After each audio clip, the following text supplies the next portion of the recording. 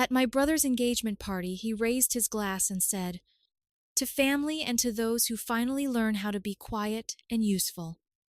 Everyone laughed. I just smiled, lifted my glass, and said, "To quiet usefulness, and to the $8,000 venue deposit I just canceled." The music cut mid-song. His fiancée choked on her drink. My aunt whispered, "Wait, what did they say?" I took a sip and replied, I was tired of being taken seriously. Not in the way people usually mean it. I don't mean respect, admiration, or trust. I mean the kind of serious that only shows up when you have money. When people lean in just enough to be polite, and behind every compliment is a price tag, that's what my family had turned it into. This never-ending game of pretending they respected me just so they could keep pulling favors. And for a while, I let it happen. I mean, I make good money. I'm a software engineer. Been at a stable company for a while now. No kids, no major debts. It was easy to say yes. A couple hundred here, 1,000 there, new fridge for my parents, dental work for my brother, vacation, emergency fund for my mom. It all added up. But no one ever asked how I was doing. They only asked how I could help them. Brian's engagement party was supposed to be the final yes. $8,000 for the vineyard. Another few thousand for other expenses. I'd already transferred money to my parents' account twice that month alone. And not once did anyone say thank you. Not sincerely, at least. It was always wrapped in some passive-aggressive guilt trip about how lucky I was to be doing well. I showed up at the venue already done. Not angry, just done. I knew they'd parade me around, drop my job title to the bride's family, make it seem like Brian's success was somehow tied to mine. I was used to it. What I wasn't used to was the toast. Brian stood up like he just won an award, raised his glass, waited for everyone to hush. Then he said, "To family, and to those who finally learned how to be quiet and useful." The laughter that followed felt like someone pushed a glass of water off a table and just watched it shatter. I caught my mom smirking. My dad nodded like it was clever. Julie leaned into Brian's arm like it was the most charming thing he'd ever said. And that's when I realized I wasn't just tired. I was done. So I stood, held my glass up, smiled.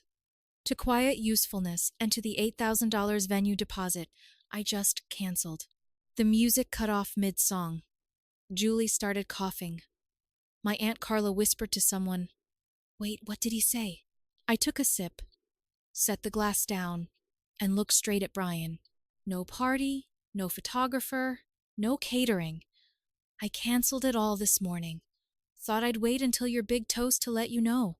The silence didn't last long. My mom immediately stood up, asking what I thought I was doing. My dad started accusing me of sabotaging my brother's life.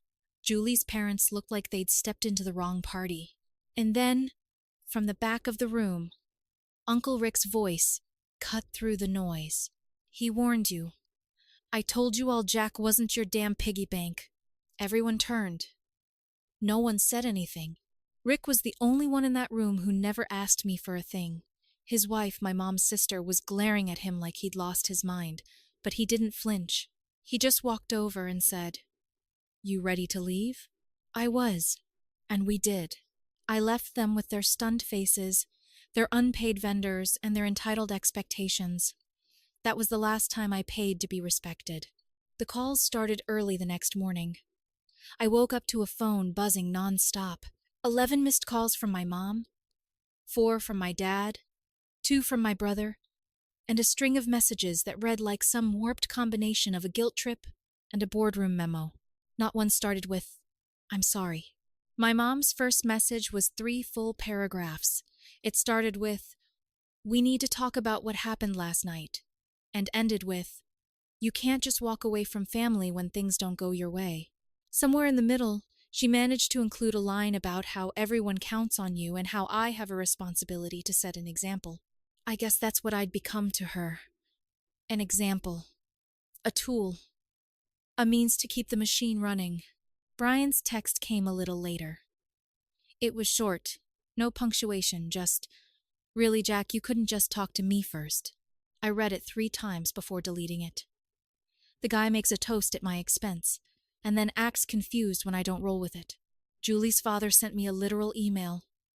Subject line, "Your behavior at the engagement party." I didn't even open it right away. When I finally did, it was exactly what I expected. Professional outrage wrapped in polite threats. He talked about how disappointed he was, how Julie was mortified, and how he expected me to reimburse them for the photographer they'd flown in from Seattle.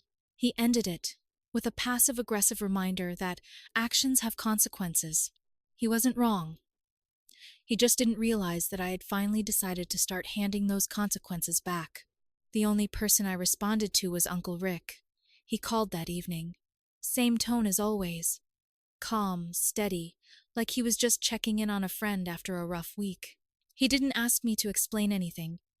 He just said he was proud of me. Said he'd gotten into it with Aunt Diane because she thought he was enabling me.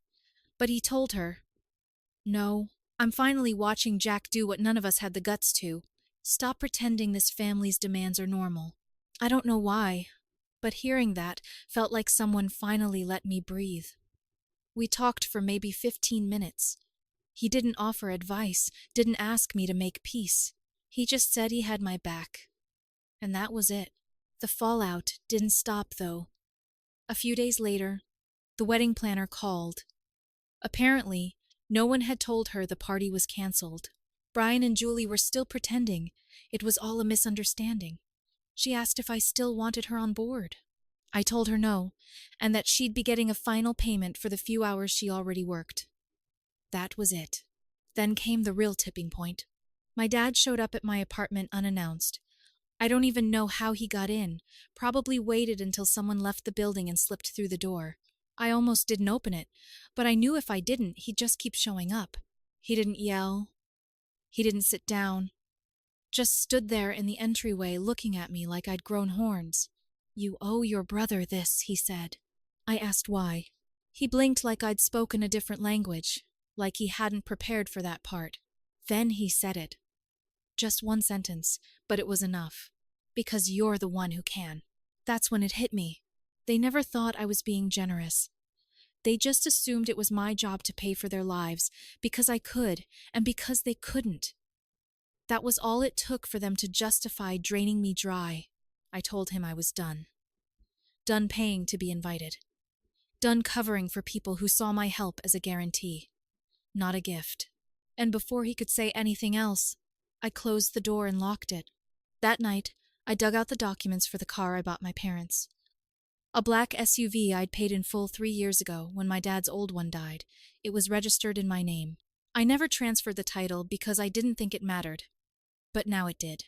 If I was done being their fallback plan, I had to start reclaiming the things they treated like entitlements.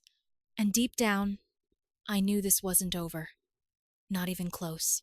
But I was finally ready to find out how ugly it would get when the money stopped coming and the respect had to stand on its own. I gave them 4 days.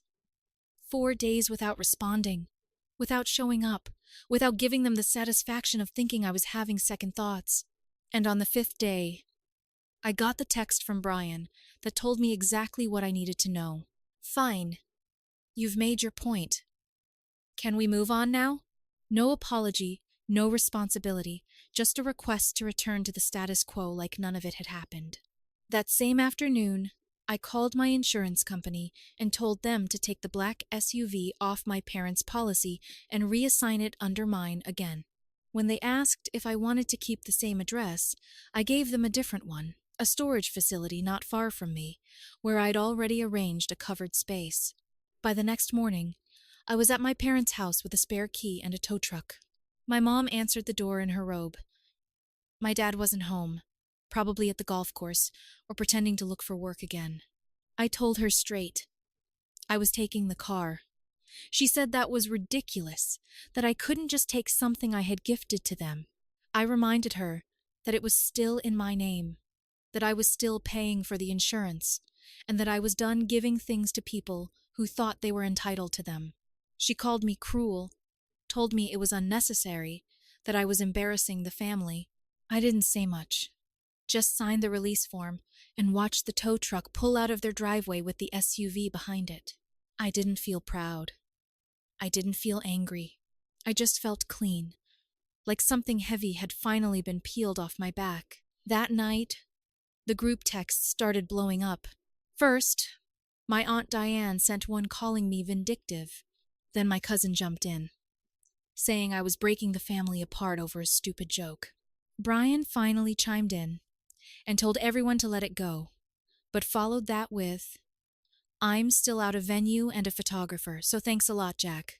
My dad never texted, but I heard through Rick that he was furious, said I humiliated him, that I was out of control. The only message that didn't make me roll my eyes came from Julie. Surprisingly, it was short. "We didn't realize how much you were doing until you stopped. That's on us." It didn't fix anything, but it was the first honest thing anyone besides Rick had said since the whole thing blew up. Rick called me again later that week, said I'd started something that couldn't be undone. He wasn't mad about it. In fact, he sounded almost relieved, like someone had finally shattered the fake smiles and guilt-laced favors that had kept the family floating. He said Diane was furious with him too, that she accused him of choosing sides, but he told her, "No, I'm choosing reality." I asked him how long he thought the storm would last. He laughed. "Until they find someone else to milk, or until they realize the money is not the real problem.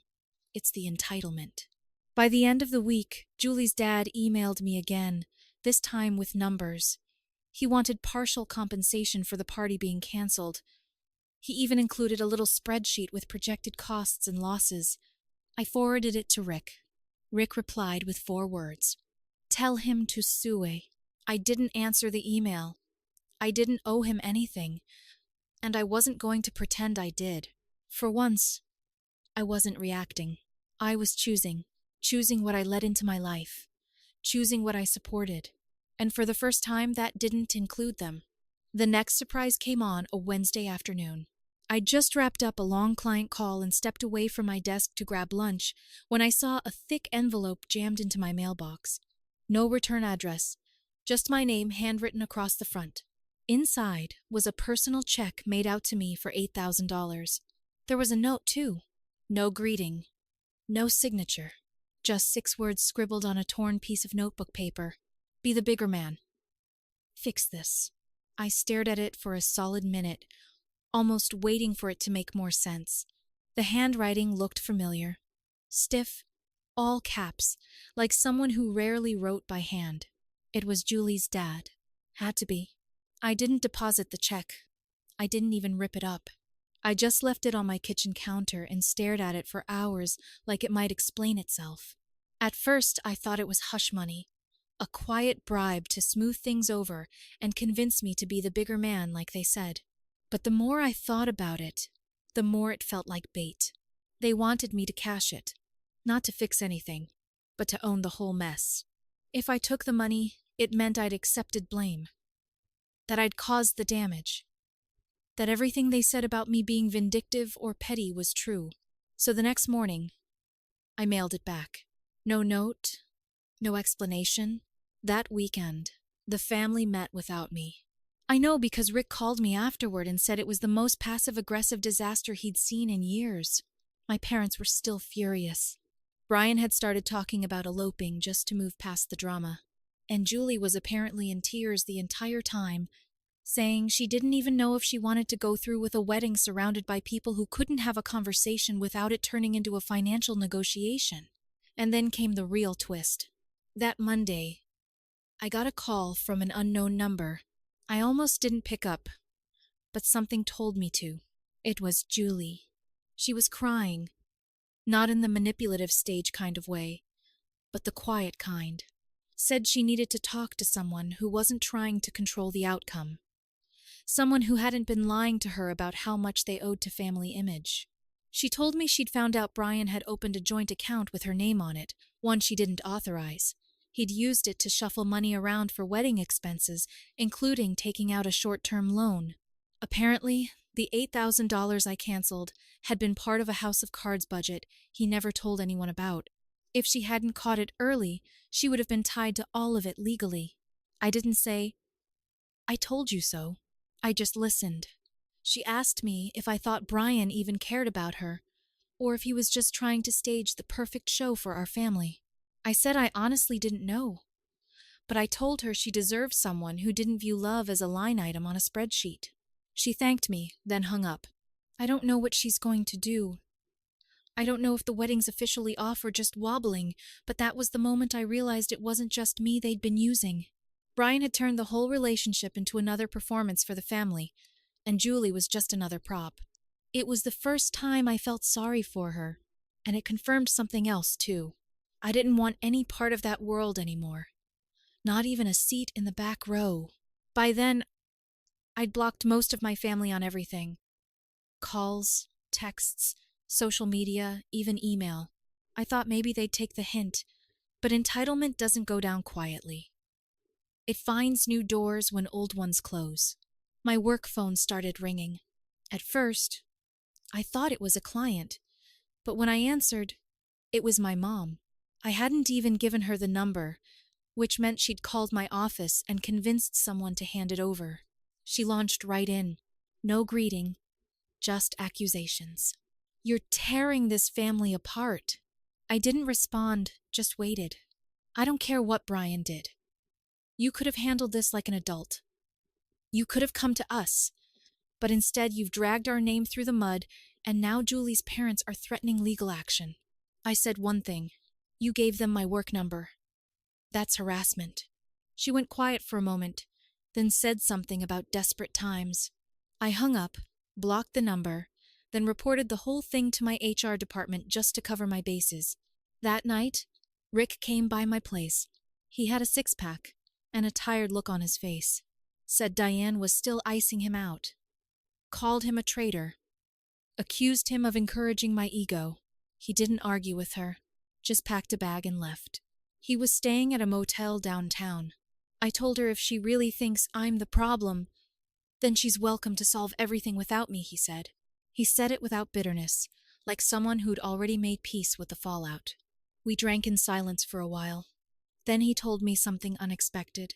Apparently, my dad had started contacting a lawyer to see if he could force me to repay damages for the canceled event.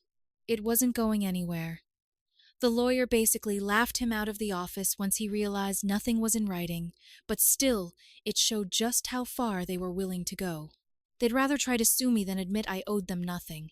I thought about everything I'd done for them over the years.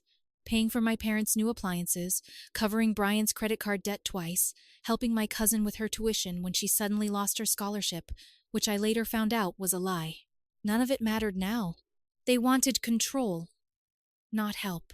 So the next morning, I made it final. I wrote a letter to each of them.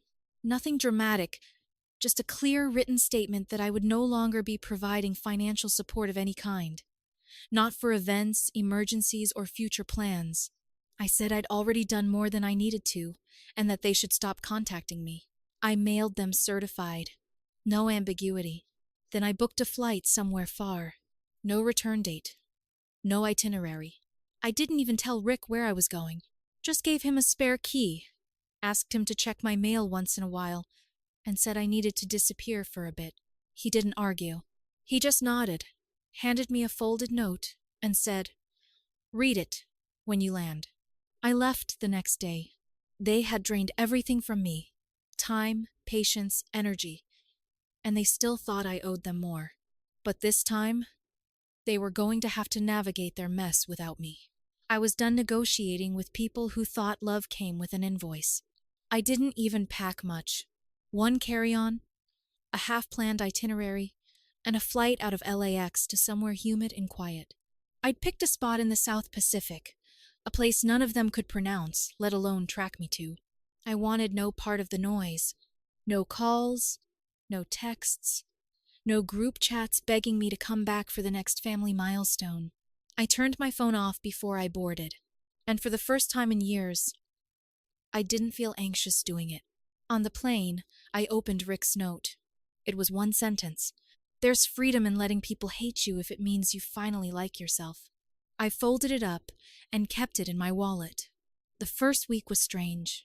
Waking up without notifications, no deadlines, no passive-aggressive messages from family, trying to reframe my silence as selfishness. Just sun, salt water, and a rented scooter that took me down coastlines I couldn't name. By the second week, I realized I hadn't thought about any of them in days. Not Brian, not my parents, not Diane, or her endless judgment. I hadn't wondered what they were plotting or who they were blaming now. I didn't care, except for Rick. I called him from a beachside cafe with patchy Wi-Fi. Told him where I was, vaguely, and that I wasn't coming back anytime soon. "You don't owe me a return ticket," he said. "You owe yourself the time they stole." I asked how things were back home. He said Julie officially called off the engagement and left Brian. Apparently, after she found out about the account he opened, she started digging deeper. Turned out he'd used part of my original venue deposit to float personal purchases. New watch, some crypto bets, even tried to buy himself a gaming rig. She confronted him, and he doubled down. Blamed her. Said it was all Jack's fault for bailing. She packed up the next day. Rick said Brian's been spiraling ever since. My parents tried to pull her family back into the fold, but they're done too. Apparently, Julie's dad never cashed the check he offered me, and now he's threatening to send it to Brian with a legal notice attached. "I think they're finally running out of people to point fingers at," Rick said. I asked if he was okay. He said, yeah. Diane still wasn't speaking to him, but he was staying with an old friend. He didn't sound bitter, just calm. "I'm proud of you, Jack," he said. "Most people stay plugged in out of guilt. You walked away." I didn't say anything back. I just sat there watching waves roll in, wondering why it took me so long to do something that now felt this natural. I've been here a month now. Maybe I'll stay longer. Maybe I'll find another island. All I know is I haven't looked back. I don't miss them. I don't check their profiles. I don't need to know what lies they're spinning this week. The only person I still talk to is Rick. And that's enough. I used to think cutting off your family was the last resort. Now I know sometimes it's the beginning. The update. I came back after a little over 2 months. Not because anything had changed. Not because I missed anyone or wanted to fix things. I just woke up one morning in a little bungalow by the water, looked out at the ocean, and thought, I'm ready to go home. Not for them. For me. The flight back was quiet. No one was waiting at the airport. No texts sliding up my screen. No emails asking where I'd been. Honestly, that part felt good. It confirmed everything I already knew. They'd moved on to blaming me in new ways, but they hadn't changed a bit. The silence wasn't peace. It was just more control tactics dressed up as disappointment. I didn't tell anyone I was back right away. Not even Rick. I spent the first few days walking around the city like a stranger. Everything looked the same, but it didn't feel the same anymore. My apartment was still standing. Still clean. Still mine. But something about it felt emptier. In a good way. Like I'd cleared out more than just physical clutter. I didn't check my emails. I turned off most notifications. I sat at cafes and watched people complain about things that didn't matter. I laughed when I wanted to. I stopped feeling like I had to plan the next 10 steps. That was new. Rick only found out I was back because my phone auto-connected to the smart lock at my front door, the one he helped me install. I forgot it would alert him. He showed up that evening with takeout. Didn't say much, just handed me the bag, kicked off his shoes, and sat down like we'd seen each other yesterday. We ate in silence at first. Then he said Diane finally filed for separation. Not divorced yet, but she was out of the house. Took a chunk of furniture with her. Told him he'd changed. Like that was a bad thing. Rick said maybe he had. I stopped apologizing for watching people use each other, he said. Apparently that's a deal breaker. He also told me Brian had moved back in with my parents. Jobless, broke, and somehow still playing the victim. Julie was gone. Officially called off the engagement. She left town, moved to Portland, and was apparently doing okay. She sent Rick a message thanking him for not lying to her. He didn't tell her where I'd been. just that I was doing all right. That meant more than he probably realized. The rest of the family was still silent. No apology, no message, no last-ditch attempts at reconciliation. Just the cold distance of people who resent not getting their way. I don't miss them, and I'm not curious. I finally stopped wondering what they're saying about me. Doesn't matter anymore. I started therapy after Rick left that night. Nothing heavy, just once a week. Told the therapist I didn't want to reconnect with my family. I just wanted to stop feeling guilty for walking away, she said. Guilt's just a scar from when we used to let people cut too deep. That's stuck with me. Work's different now. I stepped back from full-time and picked up freelance contracts. Only things I enjoy. I'm earning less, but I sleep better. I cook now, just for myself. I even eat at the table instead of in front of a screen. I don't answer calls I don't want to take. I don't reply to guilt texts. And I haven't paid a single cent toward anyone's mess but my own. I used to think family drama was normal, that every person has to carry it, suffer through it, and find ways to smile through the mess.